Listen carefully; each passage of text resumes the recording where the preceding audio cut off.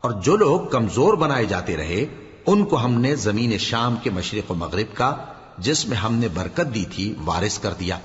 اور بنی اسرائیل کے بارے میں ان کے صبر کی وجہ سے تمہارے پروردگار کا وعدہ نیک پورا ہوا۔ اور فرعون اور قوم فرعون جو محل بناتے اور انگور کے باغ جو چھتریوں پر چڑھاتے تھے، سب کو ہم نے تباہ کر دیا۔ اور ہم نے بنی اسرائیل کو سمندر کے پار اتارا تو وہ ایسے لوگوں کے پاس جا پہنچے جو اپنے بتوں کی عبادت کے لیے بیٹھے رہتے تھے۔ بنی اسرائیل کہنے لگے کہ موسیٰ، جیسے ان لوگوں کے معبود ہیں، ہمارے لیے بھی ایک معبود بنا دو۔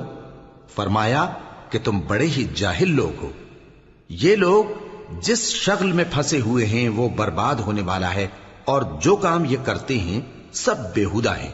فرمایا کیا میں اللہ کے سوا تمہارے لیے کوئی اور معبود تلاش کروں، حالانکہ اس نے تم کو تمام اہل عالم پر فضیلت بخشی ہے، اور ہمارے ان